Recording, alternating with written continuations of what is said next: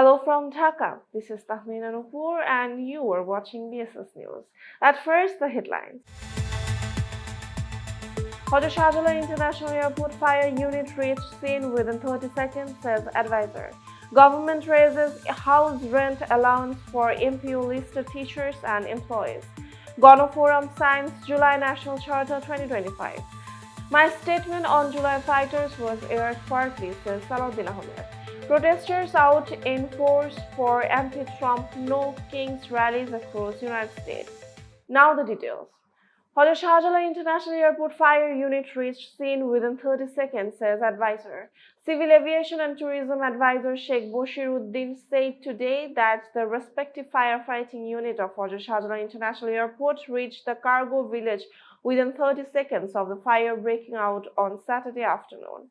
Talking to reporters after visiting the sites this afternoon, advisor Sheikh Boshiruddin said the information was confirmed by the chairman of the Civil Aviation Authority of Bangladesh. He denied allegations that the fire service and civil defense units had to wait for clearance to enter the airport area. He, however, said that any claims of delayed response would be reviewed. The advisor said efforts are underway to assess the extent of the damage. He informed that 21 flights were diverted or cancelled following the incident. To ease congestion and ensure smooth flight management, the government has waived value-added tax and taxes for all non-scheduled flights for the next 3 days. Sheikh Boshiruddin said all incoming cargo will be cleared within 36 hours and compensation will be arranged based on insurance coverage. A massive fire broke out at the cargo village of Shahjalan International Airport around 2:15 p.m. on Saturday. Flight operations were suspended for more than 6 hours. The Inter-Services Public Relations Directorate later confirmed that multiple agencies worked together in a coordinated response. Government raises house rent allowance for MPO-listed teachers and employees. The government has increased the house rent allowance for teachers and employees of MPO-listed non-government educational institutions.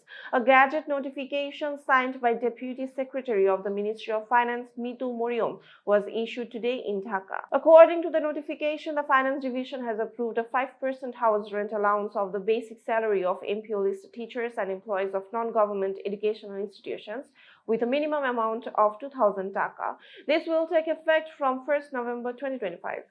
The notification also states that the appointment conditions must follow the government's approved manpower structures and MPO policies. The order states that no arrears will be provided under the allowance. All financial rules must be strictly followed and any irregularities will make the bill-paying authority responsible. The Concerned Ministry has been directed to issue a government order and send 4 copies to the Finance Division for post-audit approval. Gono Forum signs July National Charter 2025. Gono Forum today signed the July National Charter 2025 at the LT Hall of the Jatiyo সংসদ Bhavan in Dhaka. Acting President Subrata Chaudhary and General Secretary Dr. Mizanur Rahman signed the charter on behalf of the party in the presence of other senior leaders. With today's signing, a total of 26 political parties have now endorsed the July National Charter 2025. My statement on July fighters was aired partly, says Salahuddin. Bangladesh Nationalist Party Standing Committee member Salahuddin Ahmed today said his remarks on the July fighters were aired in the distorted and incomplete form. Addressing a press conference at the Bangladesh Nationalist Party chairperson's office in the city's Gulshan area, Salahuddin Ahmed said his comment describing the July fighters as cohorts of fascism was broadcast partly, creating confusion. He urged the media not to shorten or edit his statement. He said the attempt to create a rift between the Bangladesh Nationalist Party and the July uprising would not succeed. Salahuddin Ahmed said that he had tried to honor the July fighters and called for caution in making remarks about them. He said he supported the statement of the Jamaat-e-Islami Amir on this matter and welcomed the press conference held by another political party seeking his clarification. Referring to Friday's July National Charter signing ceremony, Salahuddin Ahmed said there had been some chaos involving unruly individuals, but he does not believe the July fighters were behind it. He said said no one should undermine or dishonor them. The Bangladesh Nationalist Party leader reaffirmed that the party always respects the July fighters and considers them a source of strength. On the referendum issue, Salahuddin Ahmed said it could be discussed again if needed, and he hoped the government would issue a gazette notification after due consideration. Protesters out in force for anti-Trump No King rallies across the United States. Huge crowds took to the streets across the United States on Saturday in No King's protest against President Donald Trump's hardline policies. Demonstrations were held in all 50 states, with major gatherings in Washington, New York, and Los Angeles. In Washington, thousands marched near the U.S. Capitol, chanting for the protection of democracy, while the federal government remained shut down for a third week. Many protesters carried American flags, with some displayed upside down as a sign of distress.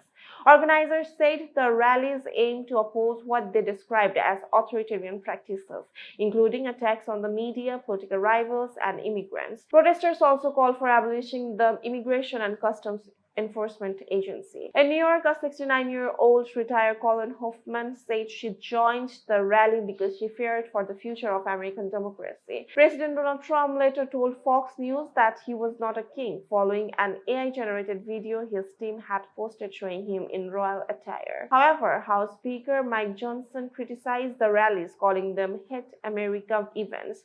Outside the United States Capitol, Senator Bernie Sanders warned that democracy was under threat from growing concentration of power. Other speakers, including from the American Civil Liberties Union and of the Indivisible Project, said the protests were a message that America remains a country of equality and due process. Smaller demonstrations were also held in Canada, Spain, and Sweden, showing global support for the movement. That's all for today. For more information, visit bssnews.net. Thanks for watching.